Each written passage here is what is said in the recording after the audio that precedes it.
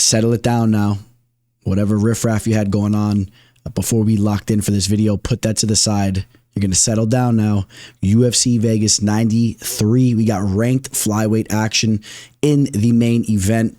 And not just ranked action, but I do believe that this fight carries a lot of weight for the future of this division, for what's going on with it in the near future. I want to brush upon that real quick because that's the real narrative of this card. We also have another big-time flyweight fight on this card, which is Tagir Ulanbekov and Joshua Van. Joshua Van doesn't have that rank next to his name just yet. Very talented fighter, but really, more importantly right now, Ulanbekov is a fighter that is maybe a little bit closer to grasping an opportunity at the belt and down the line. I mean, of course, whoever wins this fight is going to have a little bit more of a leg up, but Ulanbekov, a little bit more of a mature fighter, a fighter that's put in more work inside the octagon. So just note that. But really what I do want to talk about is who's going to be next for the champ Alexandre Pantoja. And I'll let you guys know right now, I think the winner of Muhammad Mokaev and Manil Cape, that I think the winner of that fight is probably going to be next because those two fighters are facing off on July 27th. And those dudes have been putting in some work. You can argue that if Taira were to win this fight, and if Mokaev was able to defeat Cape, that maybe Taira is the fighter that the UFC goes with. I mean, there's really no telling. Let's not forget the UFC just gave Steve Erceg a shot at the title, okay? Who was just on a 3-fight winning streak and actually was just 3-0 in the UFC at that point in time. So just understand that other notable fighters that are trying to push their way towards a title shot. Of course, we cannot completely overlook Amir Albalzi. He's on quite a win streak, but hasn't been doing it in the most exciting fashion. I think the UFC pushes him off to the side. And then, of course, Brandon Royval did bounce back with the victory over Brandon Moreno after losing that attempt at the title against Pantoja. I think the UFC wants to see him get a couple more victories or at least another victory before he's in the mix. You see the rankings over here. Manil Cape at 7. We got Muhammad Mokaev at 6. Now, Taira is way down here at 13, but a big win in this main event spot here over Perez. It would do some wonders, even though Perez hasn't really been putting in so much work, hasn't been getting in so many victories over the past couple of years, but he does come in this fight off of a huge main event victory. So he's got a little bit of buzz behind him right now. It seems the UFC is very fond of Alex Perez, right? Giving him another main event opportunity like this. Maybe he's brushing shoulders with some of the brass there. There's something going on behind the scenes. But hey, he delivered in that last fight. So we're going to jump into the first fight here. 1 second. Just want to let you guys know we are powered by BetUS. Make an account through the link in the description of this video. Got it right there at the top.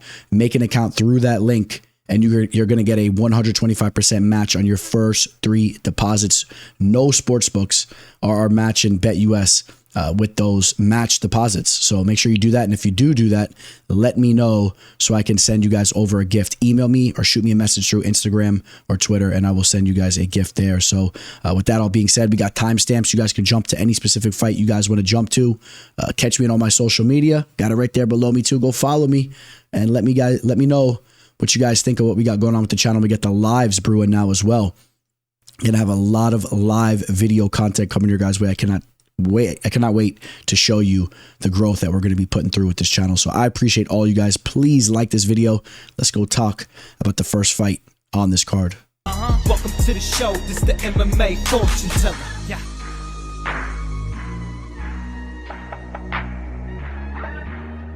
The MMA fortune teller. The teller.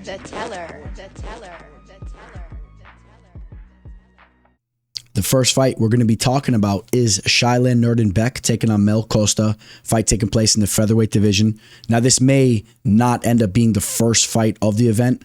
We may see some shuffling around with the early preliminaries, but this will be a fight that takes place early on. I do believe. I think the UFC will keep this kind of low in the totem pole. Both fighters coming off knockout losses to Steve Garcia, and they both lost in similar fashion, both being finished in the beginning of the second round in brutal fashion.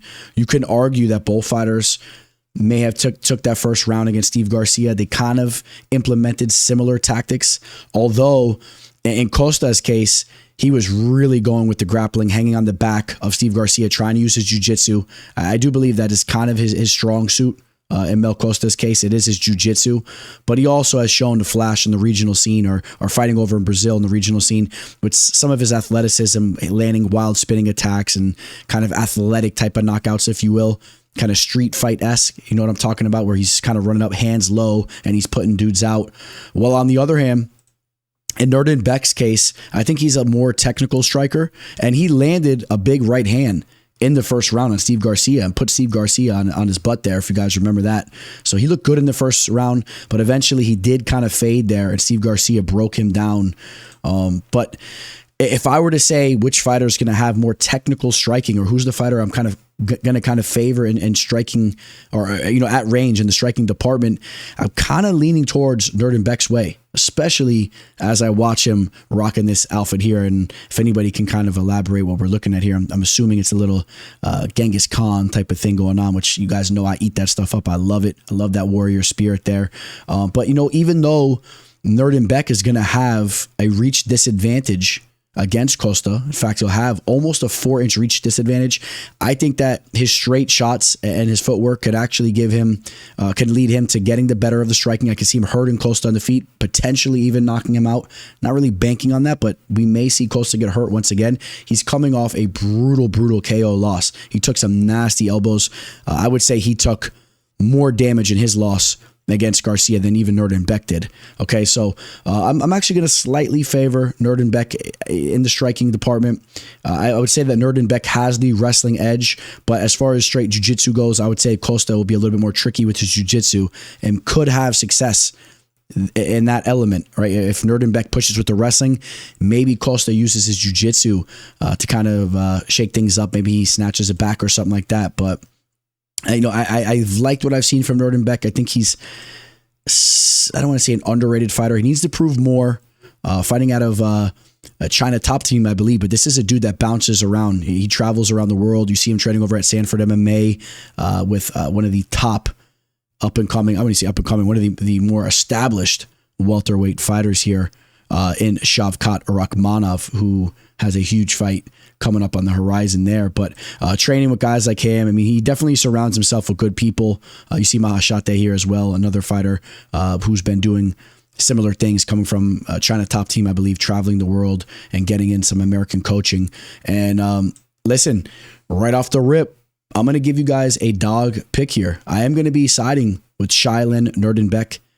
I just think that he'll be a little bit more physically strong when they're clinched up and when they're wrestling. I'm going to kind of bank on him to be able to avoid being subbed and making a big mistake there. And I don't think those wild strikes of Costa are going to land the mark and put Nuerdanbieke out. And I think it's more likely we see Nuerdanbieke drop Costa there. All right, so I am going to be siding with Nuerdanbieke. Now, Nuerdanbieke was on a 3-fight winning streak before that Garcia loss. The Derek Minner fight, you got to put an asterisk next to that one. Do I need to go on about what took place there? So he had victories over TJ Brown and Sean Seriano before that. The Joshua Kulibao loss, it's a high caliber loss, not really looking that bad there. And the Rong Zhu loss, Rong Zhu, not to be confused with the right Zhu. This is the wrong Zhu, who's actually a good fighter. He's an under the radar type of fighter. He's fighting right now over on the road to UFC. He's having some success here, and he fought in the UFC before, lost to Ignacio Bahamendez and Kazula Vargas, but not a bad loss there. But some of the earlier losses in Nuerdanbieke's career are a little alarming.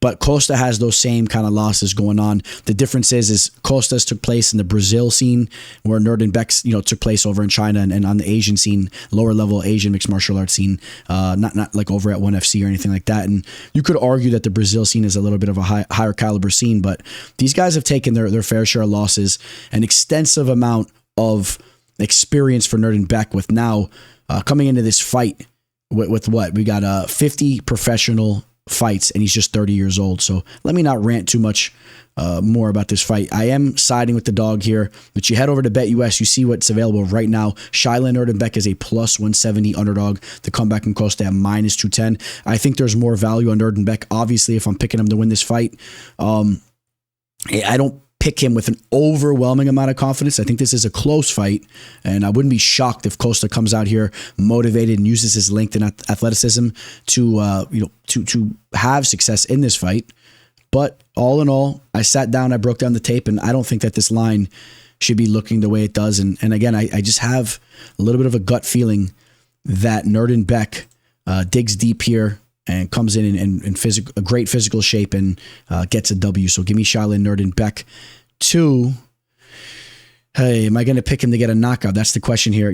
I think he hurts Costa, and I think there's potential that he gets a TKO finish within the first 2 rounds. I think there's potential for that to happen. Even if it goes to a decision, though, I could see him using some wrestling and just being a step ahead.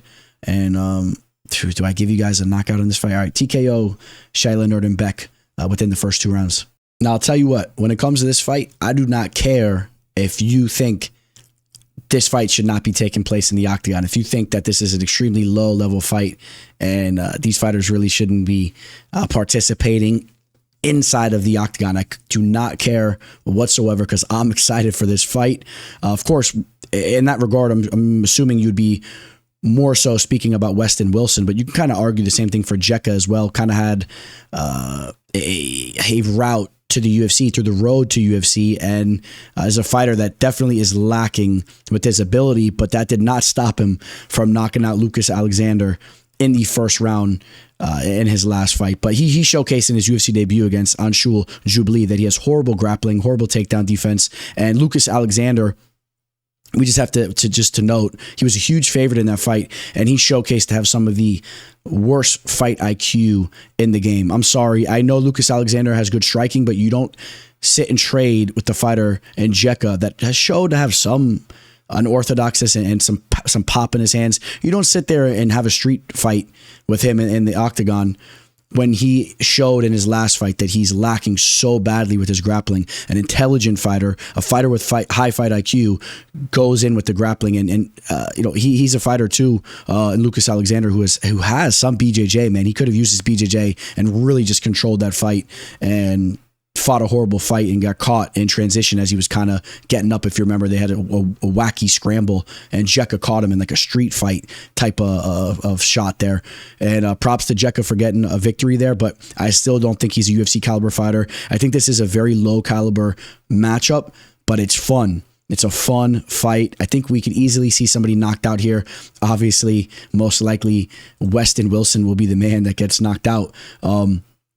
But Westin Wilson was diagnosed with giraffe syndrome from a very early age. You guys know that, right? You didn't even need to hear those words come off my lips, because Westin Wilson is the epitome of giraffe syndrome.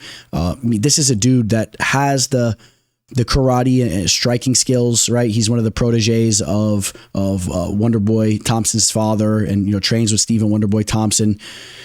But when he's in there, man, and when he's moving, forget about just defensively, even offensively, his movement looks very similar to a woman's bantamweight fighter, or something like that. I mean, the way he moves in there, it's just. I mean, this guy is just. He is completely covered in giraffe syndrome. Everything about him is giraffe syndrome. But Jeka Saragih is going to have a little bit of an athletic edge here, in my opinion. He'll be a little bit quicker. He has this unorthodox type of striking.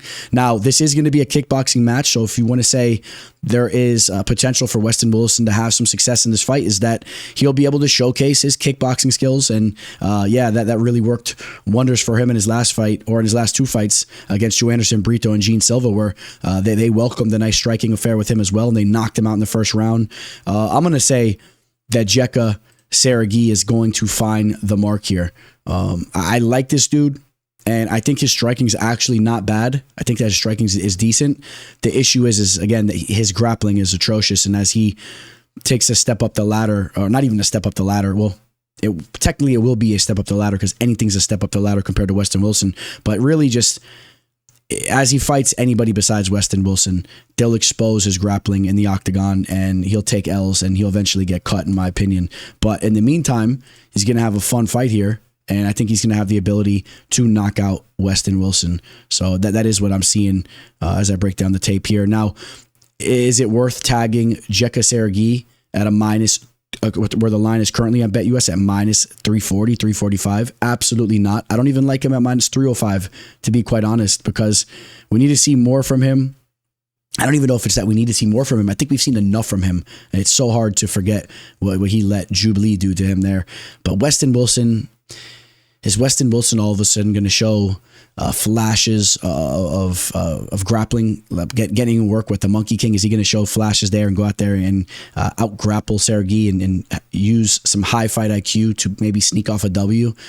You never know. I'm not banking on that, but I will say that I'm not really willing to touch this line either way. This is a fight that I'm staying far away from. I'm sitting back and I'm just enjoying it for the spectacle that it is. And I will say Jeka Saragih finds the mark and gets an early knockout. Westin Wilson's defense is so bad, and he'll be lethargic in there. He'll be moving in quicksand, and Jeka Saragih at least has some athleticism, some unorthodoxness, and he'll catch a nice strike to Westin Wilson's face, and he'll finish him up. We have two very promising up-and-coming fighters here set to square off in the strawweight division. Both fighters coming off Dana White's Contender Series.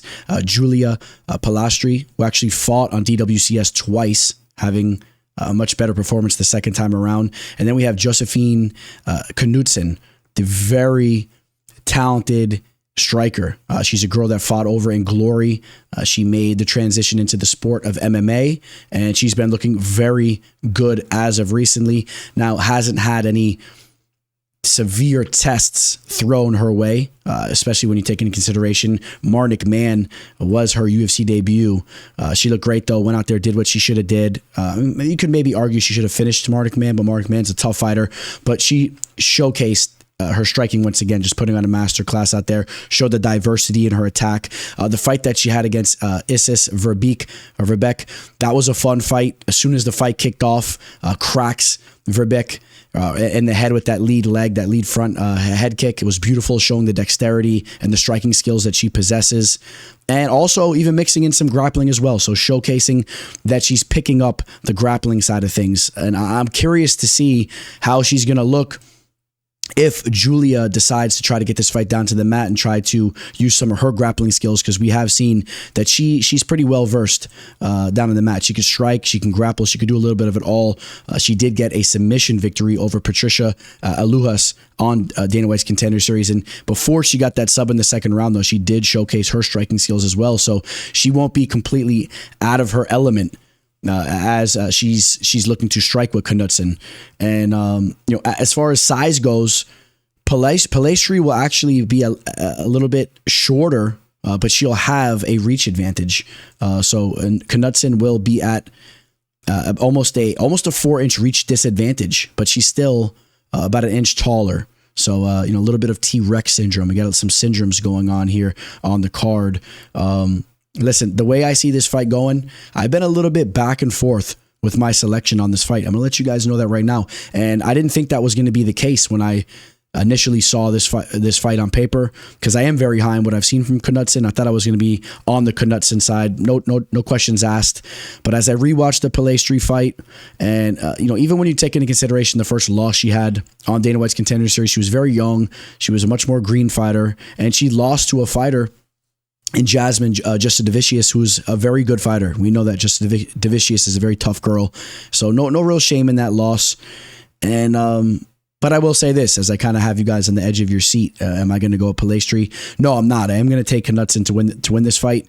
I think that Knutsson's ceiling is much higher than a Polastri. And I say that for the fact that as her grappling continues to evolve and as she continues to get that side of her game, or that element of her game, to a higher level, and I think that she will, with the discipline that she has, and you see it in her striking game, the way that she takes coaching and just really implements it into her game. As she gets that aspect of her game elevated, her striking can really hang with anybody in this division. She's a very high caliber striker. She has nice pop on her strikes, and I could see her throwing down with the best of them in the game right now on the feet. So, you could say, Polastri is a little bit more well-rounded, possibly, which I don't even know if that's the case. But I don't think that Palastri's striking will get to the same level as a Knutsson, and I don't say that as that's a matter of fact, because she's shown flashes there as well. But I like what I've seen from Knutsson, and I am going to be picking Knutsson to get the job done here. I think that this has the makings to be an exciting fight, which is a good thing, because some of Knutsson's performances haven't been the most exciting, and I don't know if that's really due to just her. Some of these women that she's faced off with, if you remember, she had a fight over on the road to UFC against Yadam Sio. That was a fighter that didn't really want to engage with her as much. The Isis Verbeek fight, it did kick off very excitingly, but maybe the pace slowed down a little bit. And I want to see a partner of hers really go and look to go to war with her, look to clash with her early on. And I think that Julia Polastri is that type of fighter. So I'm excited for this fight. I will be taking Josefine Knutsson to win, and I will be picking her to win this fight via decision. I'll say that this is a decision victory for Josefine. Right now on BetUS, she's a -225. And you can take a look at a little bit of the movement. She opened up as a -230 and she's now -225. So minuscule movement the other way. And that is how I expect this line to trend. I think the line should come down. I think the more people dive into this fight, they'll understand that this is a fight that could very well play out closely. And I would say that I have Knutsson capped at like a -180, a -185. So I think the value is on the Brazilian and Julia Polastri, and I wouldn't be shocked if she was able to sneak in and give Knutsson her first loss there.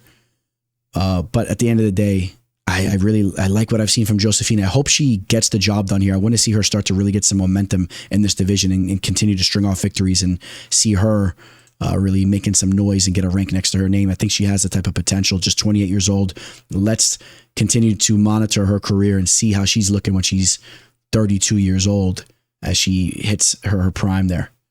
Adam Fugitt taking on Josh Quinlan. Adam, forget about it. Coming into this fight with an extensive reach advantage, which isn't anything really new to him. This guy's a very rangy, scrappy southpaw fighter, a fighter that's been overlooked at times, to say the least. He's came in and has had some big performances. Of course, the Kinoshita knockout was a huge one for him. That was his first UFC victory, and Kinoshita had a lot more momentum at that time. He since lost some fights and whatnot, so people are down on him, but that was a huge victory for Fugitt at the time. If you guys didn't catch his victory over Solomon Renfro, that was over on an LFA card, and that was a big fight at the time. Solomon Renfro really had a lot of hype behind him, and he still does to an extent, but unfortunately for Renfro, he's had some tough fights.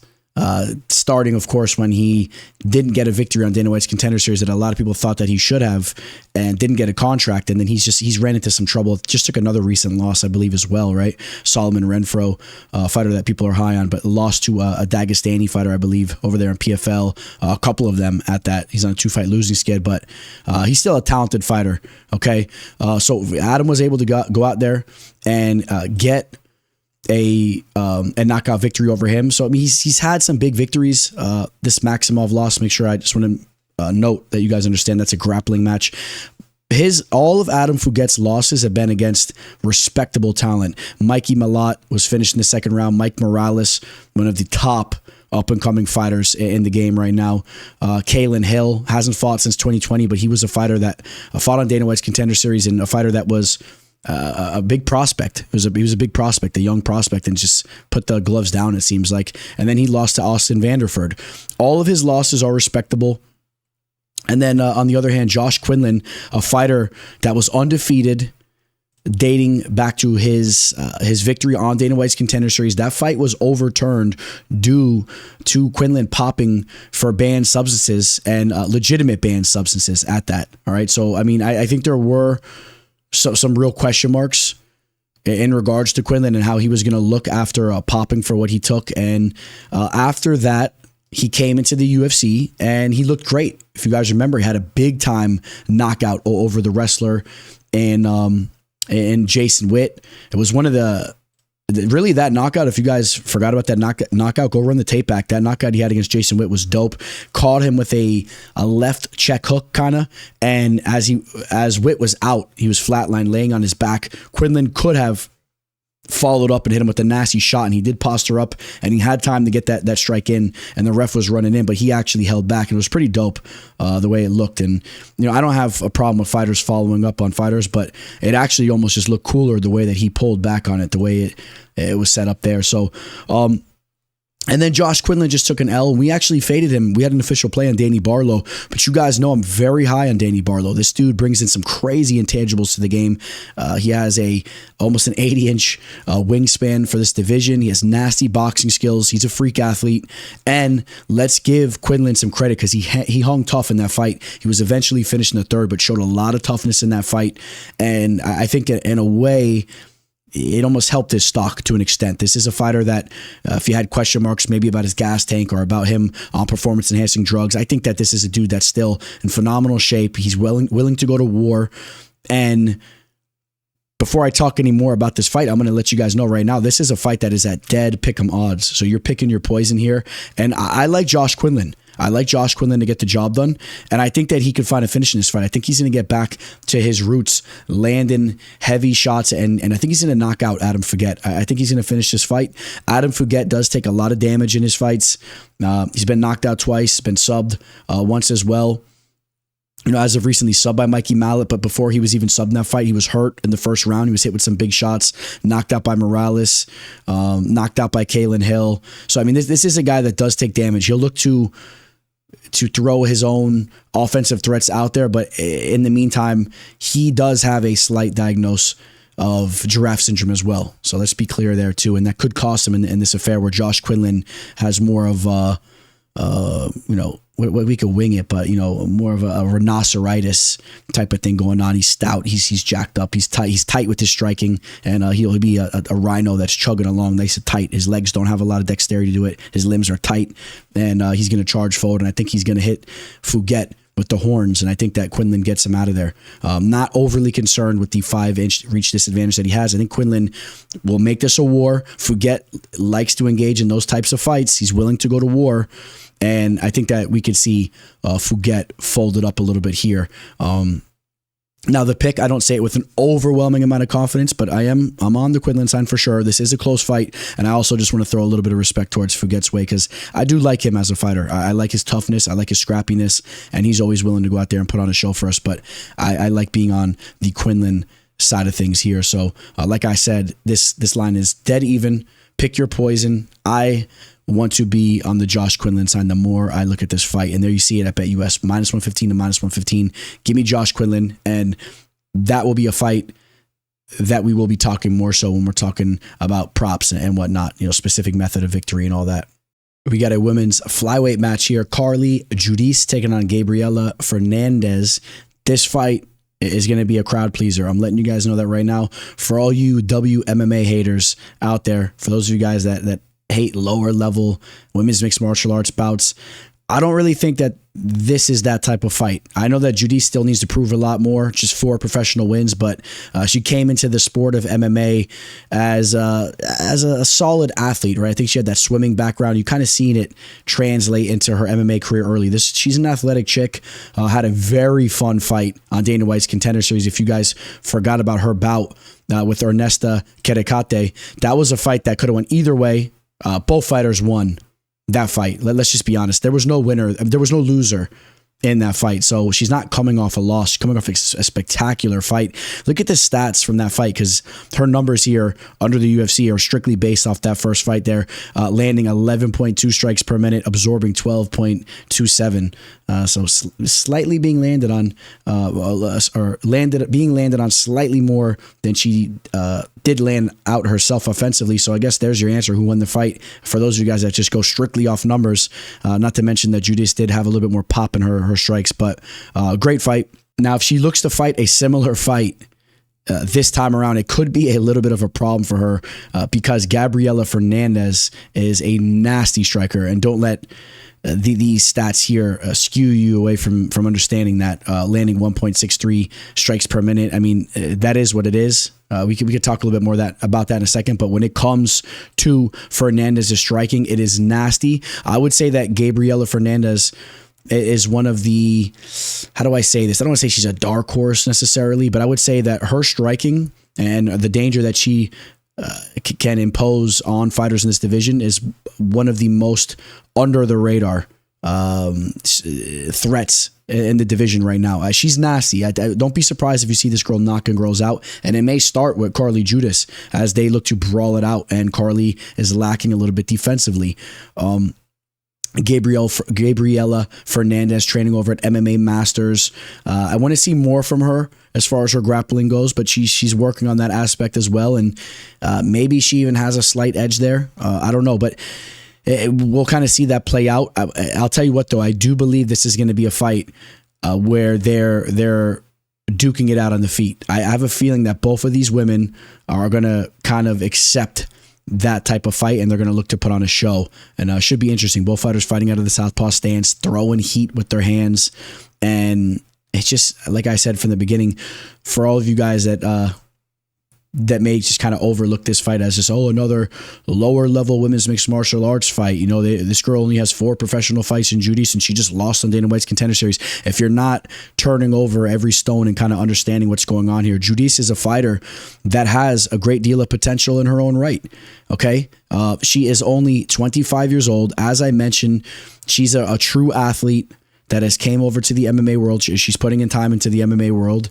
And I think eventually crispy Carli Judice will actually be a fighter that hangs around in the UFC as well. I think both of these fighters will be fighters that hang around in the UFC, and I think they're going to put on a phenomenal show for as long as the fight lasts. Now, does the fight, let's see, I mean, so obviously I made it clear my pick is Gabriella Fernandes. I don't know if I did make that clear, but I'll make it clear now. I am siding with Fernandes. I just feel that with Judice's defensive flaws, it could be a problem with how nasty Fernandes' striking is. Heavy calf kicks, heavy leg kicks, nasty heat coming from her hands.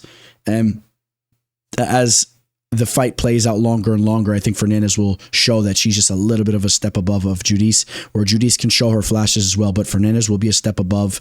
Now, we'll start off with this. She opened up as a minus 250, touched 260. Would I have wanted to touch that line? No. She's at minus 225 right now. Am I still crazy about that line? Not necessarily. I have Fernandes capped right around like a minus 200. So I am in agreement that she should be the favorite here. It's a pretty hefty favorite for a women's mixed martial arts bout at that too. Not as established fighters too. Sometimes there's a lot of question marks. How are these fights really going to take place? Do you want to chalk up a line like that? If you can get Fernandes minus 210, 200 and down, I actually think there's some slight value there. I'm not crazy about this 225 line. Maybe you sit back and monitor it and see if you can catch a better line there on Fernandes. Because she looks good, and I think that she's going to land. And how's she going to get the fight? How's she going to get the victory? Does she get a finish? Just want to be on record saying I think there is a very likely scenario that these girls go to war and we see Judice maybe break down, or maybe we see either one of these fighters break down. When you have a fight that's set to take place like this, where they're going to go to war, and I'm telling you guys now, these chicks are going to put on a show for you guys. Remember, I told you guys that they're going to go to war. There is a likely scenario that we see a finish, but I'm not going to bank on that. I'm going to say that Fernandes wins a decision, and maybe the fight plays out somewhat close potentially if Judice does show up. But I think that there is a possibility that one of these fighters could break down just from taking a lot of volume, from being bloodied up, and we may see one of these fighters break down. But I'll just say this, Judice has shown extreme toughness. I think she weathers the storm and makes the final bell, and I think that Fernandes is just out a little. She's a little bit out in front with her striking and just landing on Judice more so and outpointing Judice to a unanimous decision. Even though it'll be a unanimous decision, it may not be as dominant as that sounds. You know what I'm saying? Like, she wins every round, but Judice has her little moments as well. But Fernandes is out ahead each round, and Gabriella Fernandes wins a unanimous decision. Michael Vick here at BetUS.com. Get it all. Huge bonuses, great odds, a race book, live in-game betting, and a casino. BetUS, my online sports book and casino. As we continue to move up this card, we're going to be talking about some high-level flyweight fighters, about 4 of them, right? Of course, in the main event. And then in a fight that we're going to be talking about momentarily, we got Tagir Ulanbekov and Joshua Van. All 4 of those fighters have a lot of buzz around their names, And then when we're talking about Nate Maness and Jimmy Flick in this division, they're on the opposite side of the fence. These are fighters that have only won one of their last 3 fights, both of them. Now, fortunately for both of them, they both just won their last fight, but were on 2-fight losing skids before that. Now, Jimmy Flick, his situation's quite interesting if you ask me. If you guys remember, he temporarily retired from the sport after defeating a high-level opponent in Cody Durden, submitted him in the first round, was really on a tear around that time, had a victory on Dana White's Contender Series over Nate Smith, had victories over at LFA, and he retired from the sport. And obviously he had some things going on, and then decided to make a return to the game, and he takes on Charles Johnson and he gets smoked in the first round. Then he gets a redemption bout against Alessandro Costa where he's finished once again, finished in the second round. Things are looking horrible for Jimmy Flick. And then he gets a nice little matchup against Malcolm X Gordon and was able to weather the storm, submit him in the second round. Was a solid showing for Jimmy Flick there. So when you take a look at his last 3 fights, you just got to kind of wonder, mentally where he was at in those 3 fights, and did he really have his bearings under him making the return and just getting some of that cage rust off in the Johnson and Costa fight, because he did look pretty bad there. And let's also note, those are 2 decent fighters as well. They're not the best of the best, but decent fighters there. Malcolm Gordon was a step down in competition. And now he takes on a fighter, Nate Maness, who is not a bad fighter. Okay, Nate Maness isn't a bad fighter. He has good boxing skills. He's a good striker. Just knocked out Mateus Mendonça. Now, Mendonça, just to say this real quick, Mendonça has been losing a lot of fights, so I don't really put too much stock into that victory that he had on Dana White's Contender Series over Ashika Jim, who was a fighter that people were kind of hyping up, but just been losing. And I think that was not really the victory that we thought it was at the time. A good thing going for Nate Maness is that you take a look at his last 2 losses against very high caliber fighters. A loss up in the bantamweight division against Umar Nurmagomedov, and then a loss to Tagir Ulanbekov. So 2 high level fighters there, two high level Dagestani fighters. Before that, he knocks out Tony Gravely, submits Luke Sanders, defeated Johnny Munoz, and then you have to date back to his last loss was dating back to the Taylor Lapalus knockout loss. All right, so I think that Nate Maness's resume doesn't really look that bad when you actually dissect the work that he's been doing. He has some high-level losses. He's going to have a 4-inch reach advantage here. I think that he is going to land on Jimmy Flick. Jimmy Flick has shown, especially recently, he's there to be hit. Flick will try to weather the storm, and he'll try to work his jiu-jitsu somehow. He's going to want to work his grappling. But I think that Nate Maness is going to be able to avoid that situation. I think he's going to do some damage, and I do like Nate Maness here. And I like this picture as well. You gotta love this picture, man. This is a young Nate Maness with the MMA magazines scotch taped up or with the little thumbtacks into the wall. Got the MJ poster there, shredded up, baby faced, and you gotta admire, watching these dudes that have had aspirations to make it to the big leagues in the UFC for so many years, and then they finally do. So. I'm going to cut to the chase here. I like Nate Maness to win this fight. I have more faith in him pulling through here for sure. He's a fighter that's only been subbed once, and I think that if Jimmy Flick is going to get the job done, he has to do what he does best. And out of his 17 victories, he has had 13 submissions, okay? 93% of his victories have come by way of sub. I think Nate Maness can avoid that situation, and I think that he can inflict damage on Jimmy Flick.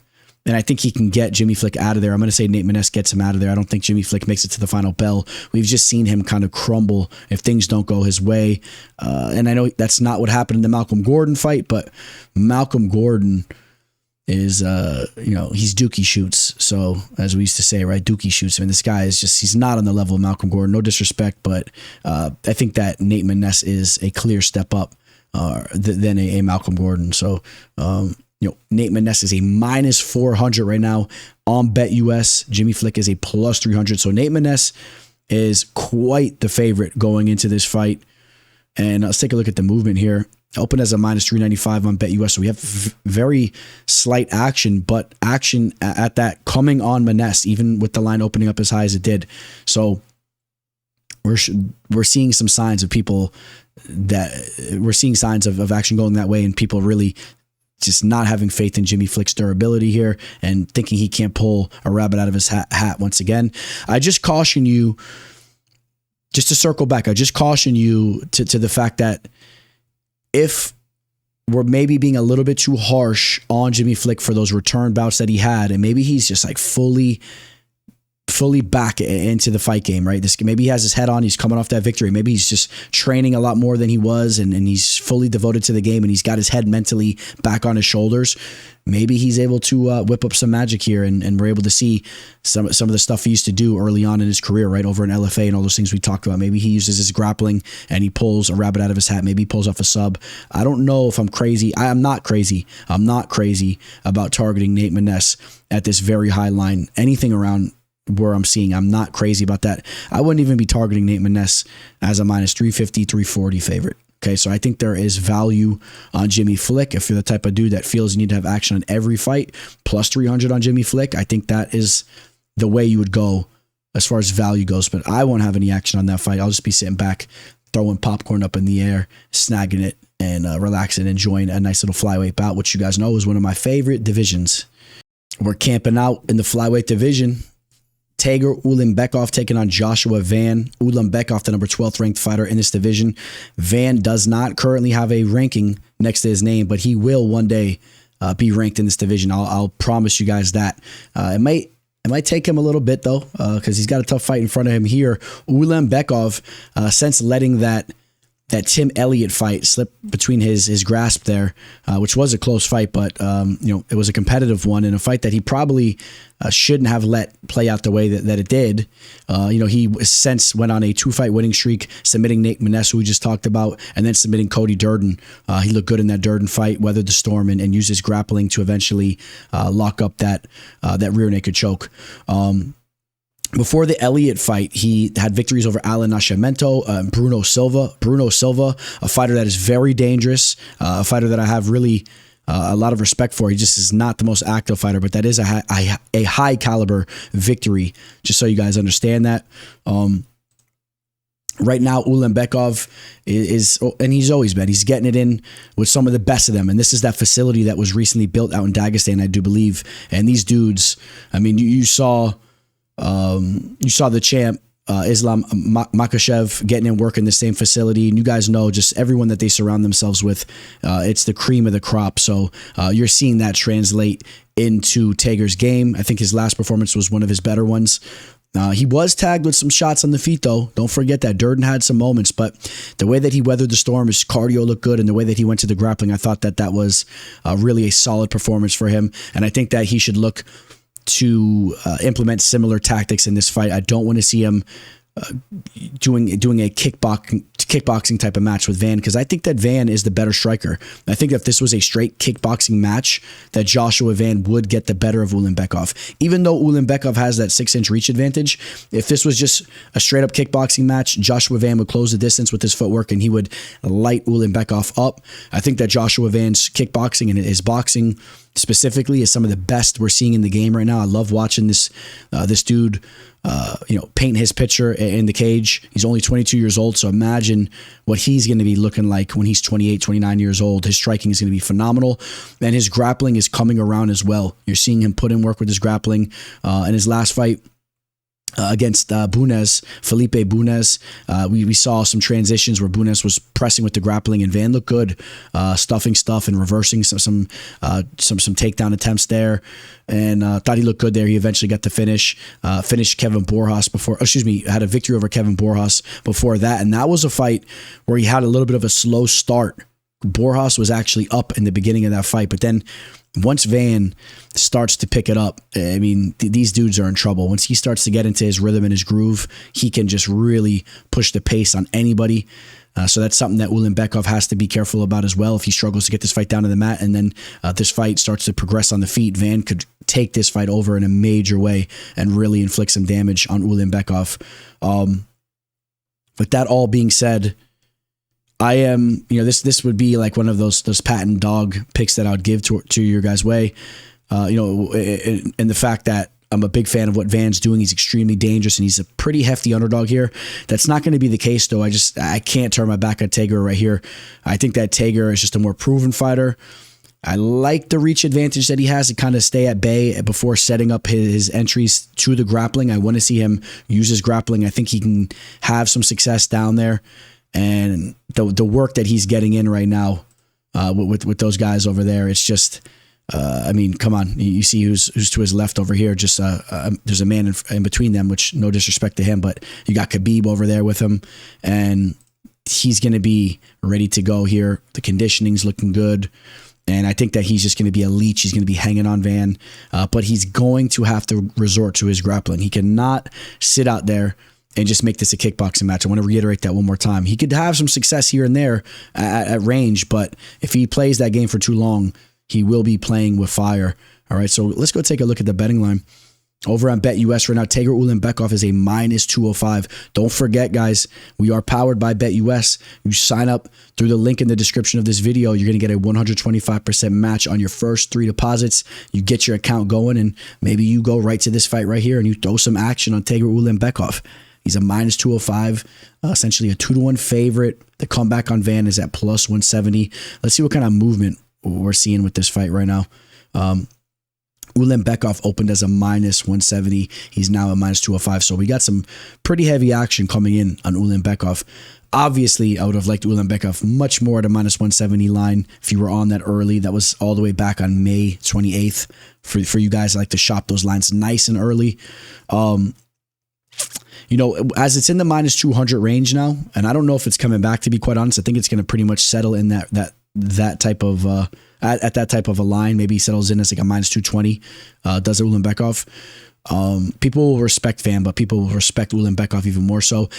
I wouldn't want to tag that line personally. It's just a little high for me. I like what I've seen from Van, and there is an avenue for victory for Van. Obviously, keep this fight standing, have success, and if this fight ends up being a war, he can really inflict some damage, land some shots, maybe bloodies up Ulanbekov, and this is an exciting fight, and he sneaks in a decision victory, or maybe he really rains down some nasty damage, and who knows what could happen in there with 2 high-level fighters like this. But I know one thing for sure is that I want to be on the Ulanbekov side with the grappling he has, the professionalism, and just how seasoned he is as a fighter at 32 years old, 17 pro fights.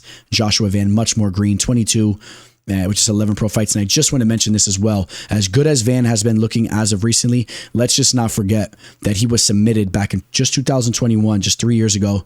Excuse me there for the little excessive amount of saying just, but he was submitted back in 2021 by Devon Jackson, who's a fighter that is, I think he's 4-2 as a pro now. He's a nobody, and he was able to submit Van via rear naked choke, which is something Tagir does very well. So has Van cleaned that up defensively that much since then? I don't know. I'm going to actually say my official selection for this fight, my official pick for this fight will be Tagir Ulanbekov to sink in a second or third round rear naked choke. You guys, if you sign up through the link in the description of this video to BetUS, which is the best sportsbook out there right now, nobody is giving you the deposit bonuses that they're giving you. 125% match on your first 3 deposits. If you sign up through that link, let me know so I can send you guys over a gift as well. And now let's see what we got here. Got Taira as a minus 175 right now. Timmy Cuamba, minus 170 as well. Some big favorites here, but there's value on the board for sure on this card.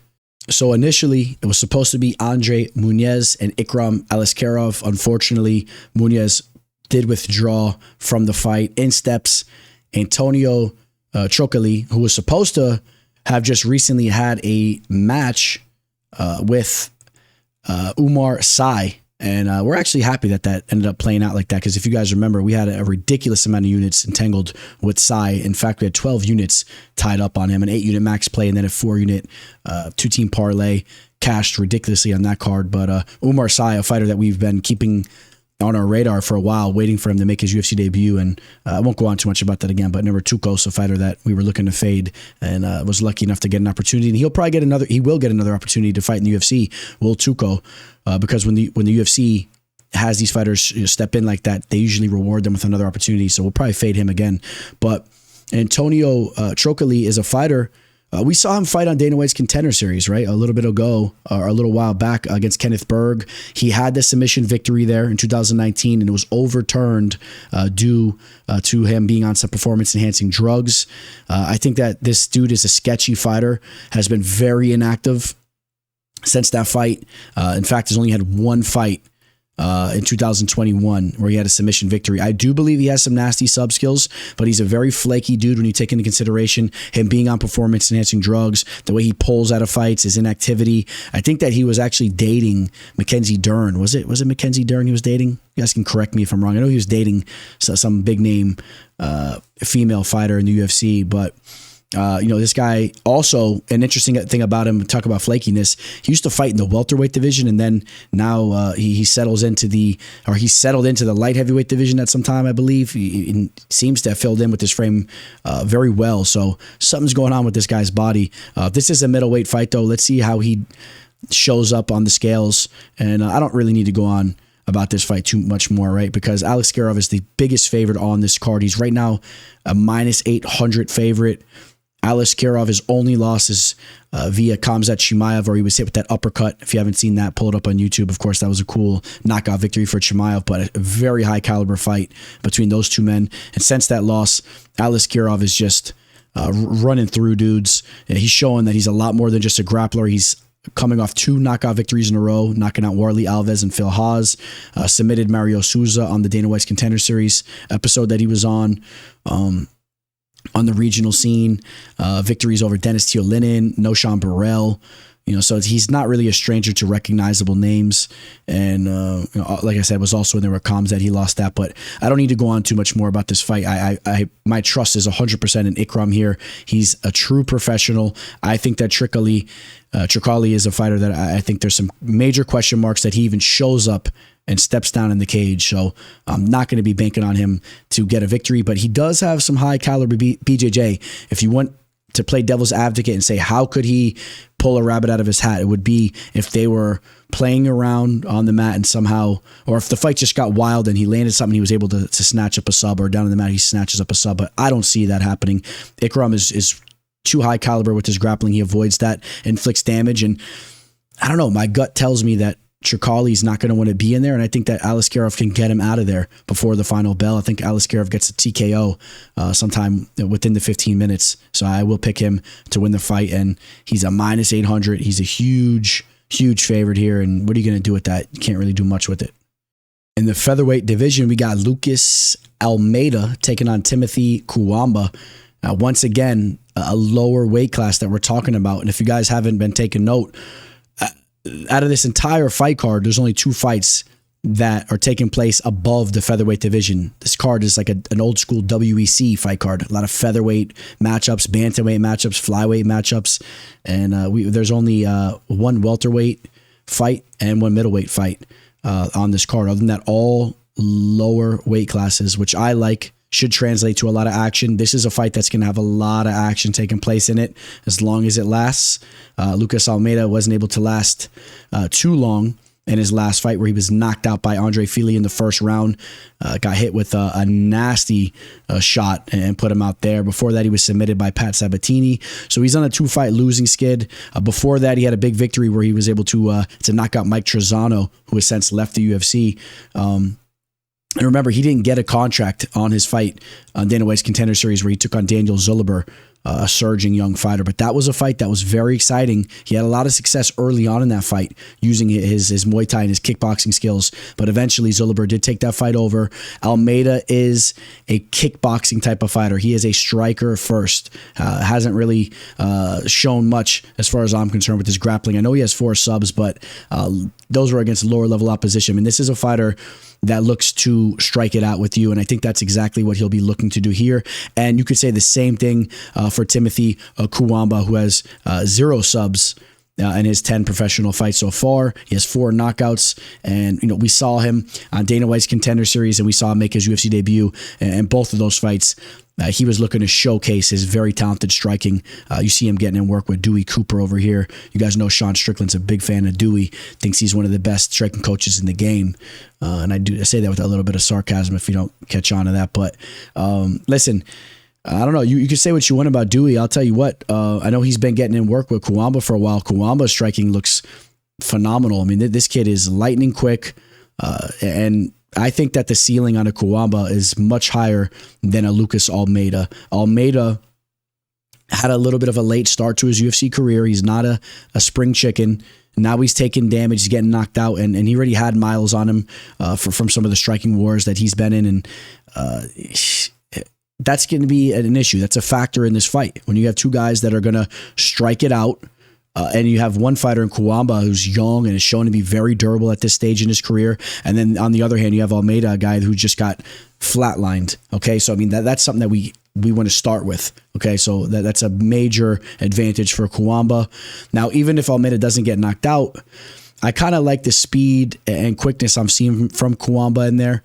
Even in his last fight, even though he lost that was a split decision loss that he had against Balaji Oki, who that was an official play of mine. We cashed on that, and I was sweating that fight because it didn't play out as smoothly as I was hoping it to play out. And Oki is a solid fighter, has big knockout power, has very long limbs. He's a true athlete. He's quick twitched, and but you got to give credit to Cuamba because he looked very good throughout that fight.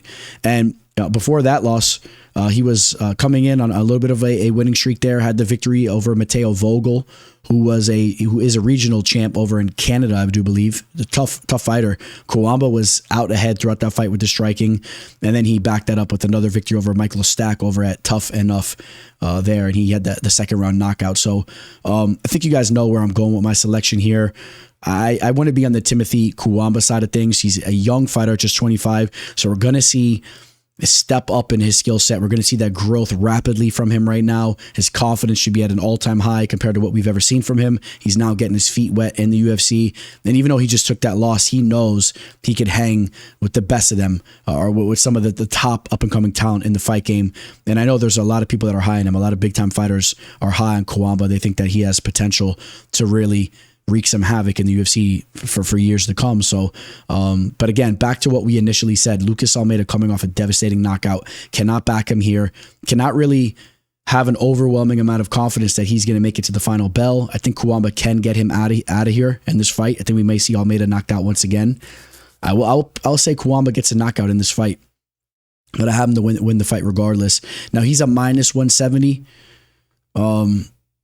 The fact that this is a fight that kind of plays into Almeida's skill set as well. Almeida's going to get to showcase his striking ability here. Cuamba's going to give him that opportunity. Am I crazy about the minus 170? No, I'm not saying the line jumps at me like crazy, but at that minus 170 line, if I got to pick a side, do I want to be on it, or would I rather be on the 140 of Almeida? I like the 170. I'd still say there's more value on the Cuamba, even at that minus 170 line, which is a line that I'm not typically fond of. A lot of times minus 170 is the line. That's the trap line. All right. You see a lot of minus 170s that don't come through. I don't know, something about that minus 170 line. I don't know if you guys know what I'm talking about there. But let's just see what kind of movement we have going on with this line as well.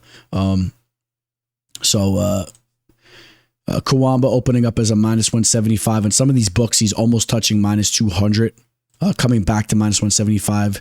And some other books seeing it kind of go up and down. So I kind of settling in under a 2-1 favorite, right around that minus 175 range. And I'd rather be on Cuamba than Almeida here. I like what I've seen from this kid.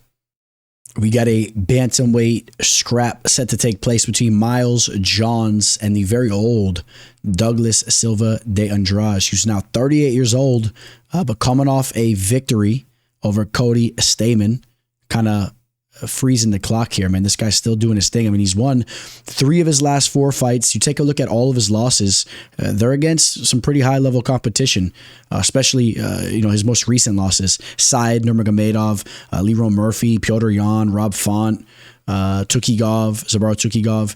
I mean, all of his losses have been against high-caliber fighters, and the dude is in phenomenal shape.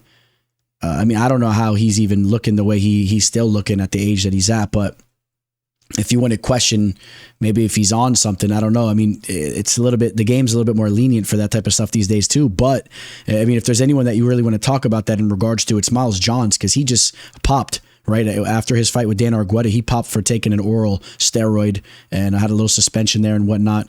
But, since that fight where he popped there, he already had another fight and he looked pretty good. Went out there, defeated Cody Gibson, the longtime MMA veteran, and had the unanimous decision over him there. Looked good in that fight and looks to be in phenomenal shape going into this fight. This was just posted here on the 6th, and he just ran an 8-mile run.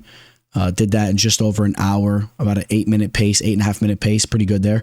And it's not really on, Teller status, but, obviously I'm just joking there, but I'm trying to get my running back up. But Miles Johns, since coming into the UFC, this is a fighter that, I had high hopes for, but he's had some hiccups.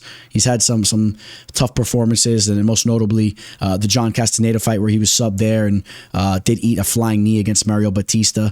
Besides those two hiccups where he was finished, he's looked pretty good.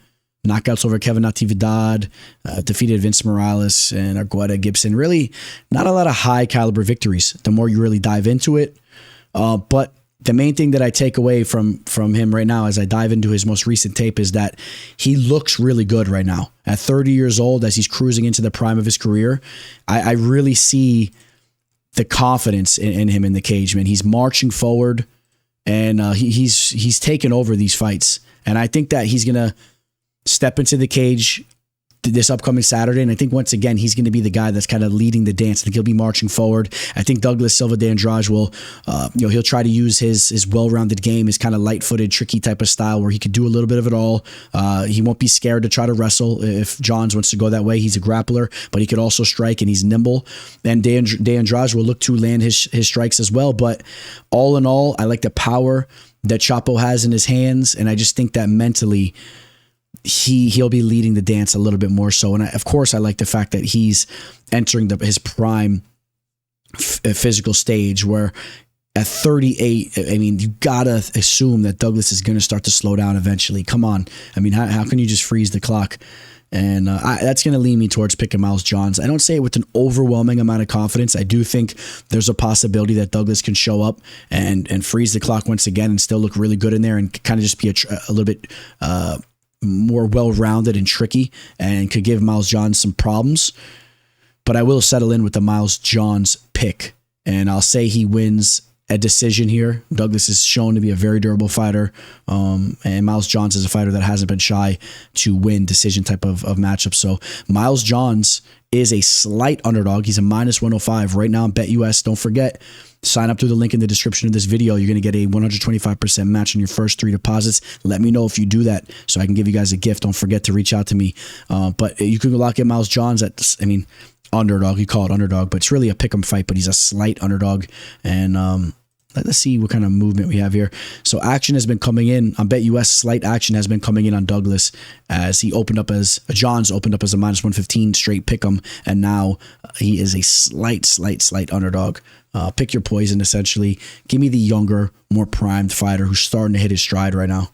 Making his flyweight debut, coming down in weight from the bantamweight division, coming off a solid victory, but more so in regards to Asu Almabaev, who's been looking really good. He's 19-2 as a pro, seems to be another great addition to this weight class. And he is coming off the pretty dominant victory over CJ Vergara, submitted Ode Osborne before that. Those are his 2 UFC fights there. So establishing himself now, and even before coming into the UFC, victory over Zach Makovsky, the former bantamweight champion over in Bellator. Fun size Zach Makovsky was a good fighter. A little bit aged there in 2022, but still. Also a victory over Chris Kalitis, the Canadian who fought in the UFC once upon a time. But listen, I mean, the big story here is Jose Johnson at 6 foot coming down to the flyweight division. I'm not exactly sure why he's making this move here as he comes off the victory over Chad Enhelinger. And I believe the Damon Blackshear fight was a fight he took on short notice. That was after having a pretty dominant victory on Dana White's Contender Series over Jack Cartwright. And I'm not really exactly sure why he's choosing to drop down in weight. Maybe he just feels that the cut's not that bad and he could really use his length to have success in this division. I don't know. I mean, time's going to tell how that's going to look. I'm really curious to see how he looks on the scales. I think there could be a pretty solid physical advantage for Almabaev here, because Almabaev can grapple, man. He can get a hold of his opposition. He can slam them down in the mat. He's a well-rounded fighter. He could strike. He could set up his takedowns. And I don't know, man. I'm curious to see how Johnson's going to look. I mean, I think he may be a little frail here. And also a fight that it kind of stood out to me was the Damon Blackshear fight, where Blackshear kind of dominated him down in the mat. Didn't he lock him up with a twister in that fight? He sure did. He locked up a twister there. So that wasn't a good look for him there.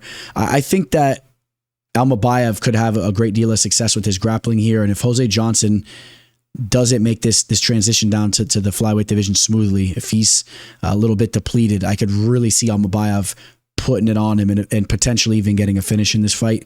If you want to play devil's advocate, though, just to kind of talk about the other side of things, which I think I made it pretty clear. I'm on Almabaev here. I liked what I've seen from him, and he is the safer pick. And he's been getting in some work at Team Killcliff, which is where he's at right here in this picture, training with some of the best in the world.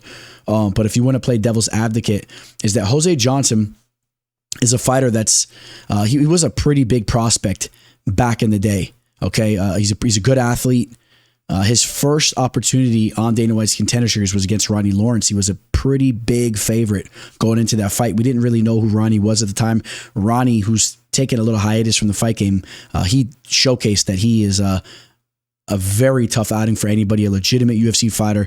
Ronnie Lawrence dominated with his wrestling and his grappling in that fight. Okay. He was also knocked out against Mano Martinez. But the thing what I was getting at was Jose Johnson was a very hyped up fighter once upon a time. That was back in 2020. So that was when he was about 25 years old. He's had his ups and downs, knocked out against Mana. But look, I mean, he's won 4 of his last 5 fights. Victory over Mo Miller, recognizable name. I mean, if he could kind of get his head on right, and he did look good against Chad Enhellinger, maybe he starts to live up to that potential that he once had and those raw skills that he brings to the table. He's very lengthy. He's quick twitched. But, that's just plain devil's advocate. I think that Asu Almabaev is going to be a little bit too much for him here. And I think that Almabaev maybe even gets a submission victory in this fight. I'm going to say maybe he gets a late sub as Jose Johnson's breathing heavily, tough weight cut. Give me a 3rd round finish for Asu Almabaev via submission. Asu is a -410 over on BetUS right now. Let's take a look at what kind of line movement we're talking about for this fight, as Asu opened up as a 355 and now as a 410. So action coming in on Asu Almabaev, even opening up as a hefty favorite. And I like Asu. That in the -400 range, maybe a little bit high for my liking, but I like Asu Almabaev. I think that he's proving to be the real deal here, and I have question marks in regards to Jose Johnson's weight cut. But we'll have a better understanding of who he is down in this division after the fight takes place, or at least as we see him on the scales and how he looks there. But something to definitely keep an eye on. In the bantamweight division, we got the Floridian Garrett Armfield. All right, we'll classify him as more of the striking-based fighter, taking on more of the grappling-based fighter, Brady Haston, a former Ultimate Fighter contestant, who is, we'll call him, he's fighting out of Washington. He's considered to be a Washingtonian, and I think I'm making that word up, but Washington, the state, not D.C., way out there in the northwest of the country of the United States. I used to visit out there often. My brother lived in Seattle for a bit, and there's some interesting folk out there.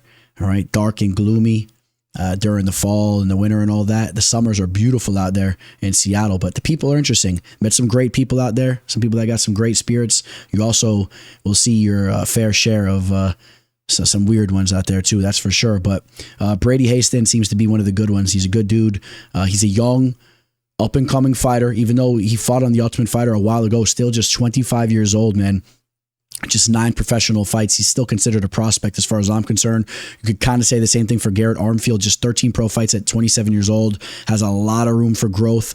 Garrett Armfield is coming off the biggest victory of his career to go out there and showcase his striking as he gets a decision victory over a pretty dominant or just a clear victory over Brad Katona, I would say. Brad Katona, a fighter, 2-time Ultimate Fighter winner. And before that, he did have a knockout over Tashiyomi Kazama, but Katona is a pretty good step above Kazama. So even though he knocked out Kazama, I still say that decision victory over Katona was the biggest victory of his career. So coming in with a lot of confidence here. And he's going to want to use the similar tactics that he did in that fight against Westin. He's going to want to keep this fight standing. He's going to try to use his striking ability to have a lot of success here. Now, he's not going to have that same reach advantage that he had against Katona compared to against Westin here. Westin actually will have about an inch reach advantage himself.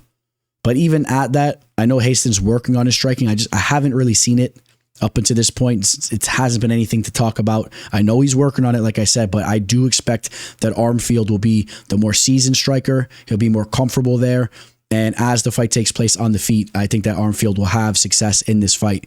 Brady Westin will be pressing with takedowns and to be looking to get this fight down to the mat. And there is potential that Westin can get this fight down to the mat and finish the fight. I do think that there's a realistic possibility that Westin can get this fight down to the mat and finish up Armfield. If you remember, I believe it was Armfield's UFC debut. He was submitted via arm triangle choke by David Onama, which Onama, a well-rounded fighter, he's a well-rounded dude, not necessarily just known for his grappling, but more of a well-rounded fighter. But I mean, Armfield shouldn't have let him went out there and have done that to him the way that he did. And real quick, I just want to go over that one more time. So that was, I believe that was his UFC debut. And that was his UFC debut. Also had a loss to Mateo Vogel. We talked about him earlier on the card. He was submitted by Vogel, the grappling-based fighter who fought on Dana White's Contender Series and had that loss against Cuamba. So, where am I going with this fight? I've been a little bit back and forth with who I want to settle in for my pick here. I do like Westin. He's came through before for me. I enjoyed watching him on The Ultimate Fighter, and I've cashed official plays on him and whatnot. Cashed against Fernie Garcia there. And, the Ricky Tercios fight, that was a fight that it wasn't his best showing. He was also knocked out against Chad Enhellinger. That could be a little bit of a problem if he has a similar type of performance there, because Garrett Armfield can finish him up if Westin shows up defensively like that. And I'm going to settle in with the Garrett Armfield pick for this fight. I just think that he's starting to feel comfortable stuffing takedowns and letting his striking go. And I think he'll be able to keep Westin off of him for the most part, and will be able to shine with his striking. Now, this fight may play out closely, but give me Garrett Armfield to get the job done. Now, he's a minus 165 right now on BetUS. And let's go take a look at what the movement on that line has been looking like.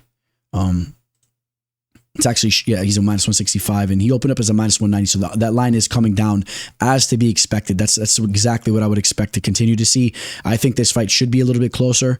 I think that Armfield should be maybe like a minus 140 favorite. That's how I have this fight capped. I think that Westin's very live. He's very young. You're going to see rapid growth in his game, and he's a tough grappler. And if he has success getting this fight down to the mat, not only can he dominate it down there, but he can finish this fight. So right now, the value, in my opinion, is on Brady Westin at plus 140. Which he's now plus 135, but opening up at plus 160 was a good amount of value on him around that time. That was way back on May 28th, so a line you would have had to bet on early. But this is a closer fight than the line says to me, but I do like being on the Armfield side. I think he keeps this fight standing long enough to have success there. And I'll say that does he get a knockout, or does this go to a decision? We've seen Westin finish once before. We just talked about that against Chad Enhellinger. I'm going to say Armfield kind of does damage and doesn't finish him, wins a unanimous decision there.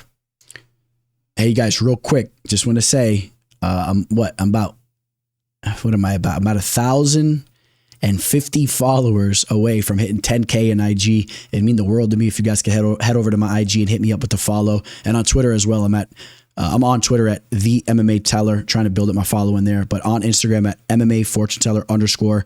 And also just note, if any of you guys want to work with me for my official plays, do not hesitate to shoot me a message on either of those platforms or email me, which I got that scrolling below. And we've been on an absolute heater, had the clean sweep, and then had a very, very profitable event, the next one as well, this last event that we had. So we are hot right now, and this event is going to be a profitable one for sure. Here we go. We got the main event, some ranked flyweight action. I'm very excited for this fight. You guys know I've been very high on Tatsuro, Taira, He's taking on Alex Perez here. He's coming off a huge main event victory that took place very recently. But I'm really excited to see Tatsuro Taira tested in a 5-round main event fight against a veteran like Alex Perez. Taira is one of my favorite fighters in the game right now, and I'm really high on his potential, and I hope he lives up to it, and we see him eventually fighting for the gold. Tatsuro Taira, the work that he's been putting in as of recently, knocked out Carlos Hernandez, took out Edgar Chairez. Edgar Chairez is an underrated fighter. He's a very talented kid. I like Chairez a lot. Submitted Jesus Aguilar, submitted CJ Vergara, defeated Carlos Candelario. All right, so he is now 1, 2, 3, 4, 5. He is 5-0 in the UFC. He is undefeated at 15-0, and he is one of the most silky smooth fighters in the game right now, man. This guy, he transitions to his grappling very well. He could strike with you. He's very cerebral. In a game where we see fighters making horrible decisions in the cage, which we're going to talk about one in a second, I love to see fighters with high fight IQ. I've been so frustrated with some of these, some recent performances from some fighters. Not often. I mean, a lot of these fighters are I don't want to throw shade at them all, man. A lot of these fighters are doing they're making very smart moves in the cage. They're very tactical. But then once in a while, you got a fighter like Matheus Nicolau who goes out there and wants to entertain a straight up kickboxing match with Alex Perez as he goes into that fight coming off a brutal knockout loss. You know your chin is wary, and you know that Alex Perez is a fighter, which we got to talk about this. He's a fighter that is vulnerable to being submitted early on in his fights. We saw Pantoja sub him in the first round. We saw Davison Figueiredo submit him in the first round. Okay, so we know that he is vulnerable to being caught with subs early in the first round. I think you'd be very smart to close the distance on him, and especially when you're a fighter like Nicolau who has very high caliber BJJ, try to get some transitions going, and you might be able to snatch his back up and sink something in. All right, so I did not like the decision for Nicolau to sit there and not only trade with him in the pocket, but to trade with Perez in a very fiery type of fight where it's almost like somebody was going to get caught with the shot. So I don't know why he was playing a 50-50 game there. He got caught. It cost him. Props to Perez for coming through there. I think that Tatsuro Taira is going to fight a much more intelligent match. And just so we go over it, initially Tatsuro Taira was supposed to be taking on Joshua Van. I didn't really go over this in the beginning of the card, but just in case you guys wanted to know this and you didn't know it, initially it was supposed to be Alex Perez taking on Tagir Ulanbekov, and they scratched that. Perez now takes on Taira, and Ulanbekov now takes on Joshua Van. So they kind of flipped opponents there. I have no problem with that, and I'm just excited that Taira is getting this big main event slot. I think he deserves it. And listen, I mean, for all of you new MMA fans, maybe some of you guys aren't so well versed with what used to go on over in Pride. Pride, one of the biggest promotions of all time, used to take place in Japan. And, Japanese MMA used to be so huge back in the day. I know they still have one FC, and you got a couple other promotions out there. There's some very talented fighters on the Asian scene that kind of stay in their lane over there. They don't really come into the UFC. You see some of these big fighters from that part of the world, and they're working with these other promotions. So I love to see when the UFC gets their hands on a very high caliber prospect or up and comer like Taira, who has the potential to be as good as anyone representing Japan right now, or just as far as Asian mixed martial arts goes. So, I'm a huge UFC guy. You guys know that, and I want to see the UFC get the best fighters from all around the world. And I think Taira has the potential to be that. Just 24 years old. And I think you guys know where I'm going with my pick here. Taira is going to have a 4.5-inch reach advantage. I think he's going to be able to weather the storm from distance. Perez has fight-ending ability there. And Perez isn't easy to get down to the mat.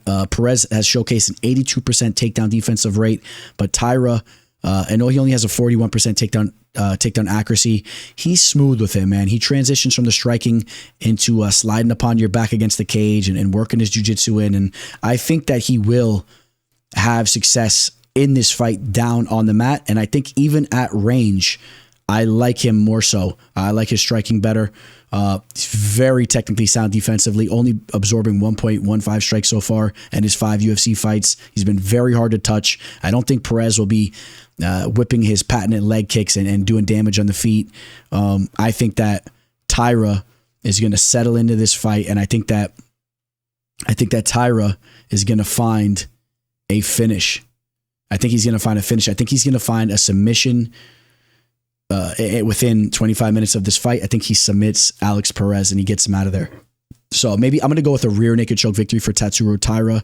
Could happen early on, right in the first round. In fact, I'll kind of favor like an earlier submission, but there's also potential if this fight goes on to the later rounds that Taira still locks in that sub late in the fight. But either way, you spin it. I like him via submission. He's a -175 favorite right now, is Tatsuro Taira. I like that money line as well.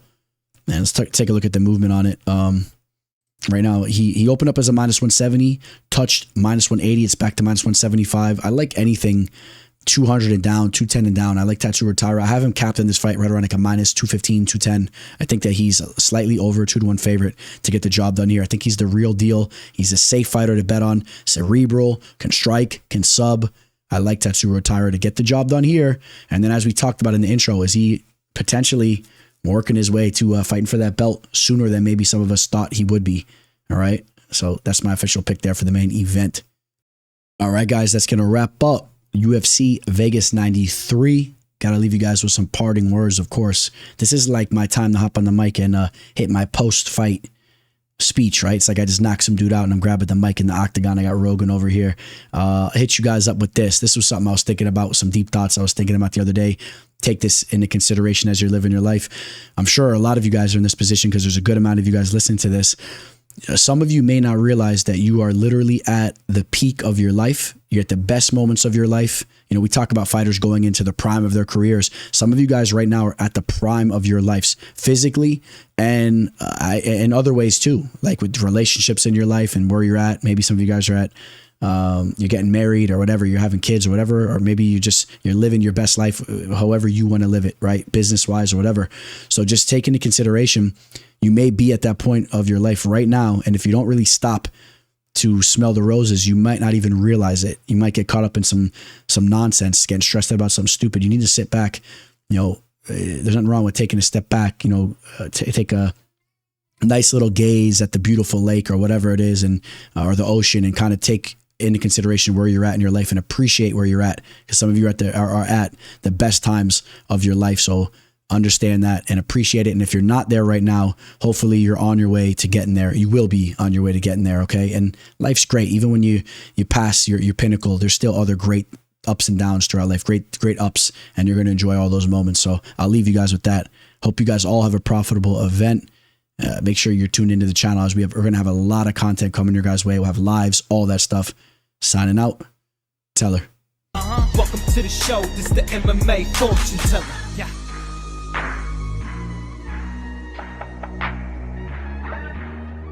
The MMA fortune teller. The teller.